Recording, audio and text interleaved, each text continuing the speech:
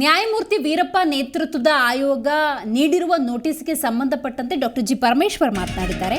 ಮಾಹಿತಿ ಆಧಾರದ ಮೇಲೆ ಕೆಲವರಿಗೆ ನೋಟಿಸ್ ಅನ್ನು ಕೊಟ್ಟಿದ್ದಾರೆ. ತನಿಖೆ ನಂತರ ಸರ್ಕಾರಕ್ಕೆ ವರದಿ ಸಲ್ಲಿಸಿ ಕ್ರಮವನ್ನು ತೆಗೆದುಕೊಳ್ಳಲಾಗುತ್ತೆ ಅನ್ನುವಂಥ ಮಾತನ್ನು ಹೇಳಿದ್ದಾರೆ. ಮಾಹಿತಿ ಆಧಾರದ ಮೇಲೆ ಯಾರಿಗೆ ಬೇಕಾದರೂ ಕರೆಸ್ತಾರೆ ಅನ್ನುವಂಥ ಮಾತನ್ನು ಡಾಕ್ಟರ್ ಜಿ ಪರಮೇಶ್ವರ್ ಹೇಳಿದ್ದಾರೆ. ನ್ಯಾಯಮೂರ್ತಿ ವೀರಪ್ಪನವರ ನೇತೃತ್ವದ ಆಯೋಗ ನೋಟಿಸ್ ನೀಡಿರುವ ವಿಚಾರಕ್ಕೆ ಸಂಬಂಧಪಟ್ಟಂತೆ ಕಲಬುರಗಿಯಲ್ಲಿ ಗೃಹ ಸಚಿವರು ಮಾತನಾಡಿದ್ದಾರೆ. ಆಯೋಗದ ಮಾಜಿ ಸಿಎಂ ಕುಮಾರಸ್ವಾಮಿ, ಮಾಜಿ ಸಚಿವ ಡಾಕ್ಟರ್ ಅಶ್ವಥ್ ನಾರಾಯಣ್, ಶಾಸಕ ಬಸನಗೌಡ ಪಾಟೀಲ್ ಯತ್ನಾಳ್ಗೆ ನೋಟಿಸನ್ನು ನೀಡಿದೆ. ಅವರಿಗೆ ಸಿಕ್ಕ ಮಾಹಿತಿಯ ಮೇರೆಗೆ ಕೆಲವರಿಗೆ ನೋಟಿಸನ್ನು ಕೊಟ್ಟಿದ್ದಾರೆ.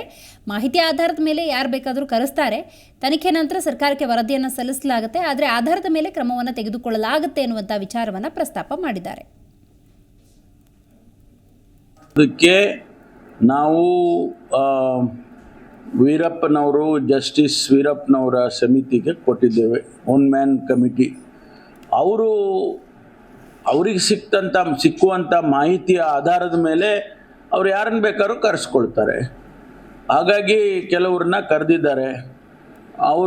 ಅವರು ಏನು ಮಾಹಿತಿ ಇದೆಯೋ ನಮಗೆ ಗೊತ್ತಿಲ್ಲ, ವೀರಪ್ಪನವ್ರಿಗೆ ಏನು ಮಾಹಿತಿ ಇದೆ ನಮ್ಗೆ ಗೊತ್ತಿಲ್ಲ. ಆ ಮಾಹಿತಿಯ ಆಧಾರದ ಮೇಲೆ ಅವರು ಕರೆಸ್ತಾರೆ, ಯಾರನ್ನು ಬೇಕಾದ್ರೂ ಕರೆಸ್ತಾರೆ.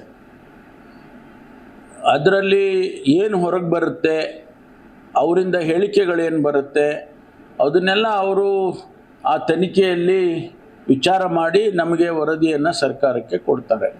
ಸರಿ, ಪಾಲ್ಗೊಂಡಂಥವ್ರು ಕೋಕಾ ಆ್ಯಕ್ಟಲ್ಲೆಲ್ಲ ಜಾರಿ ಆಯಿತು.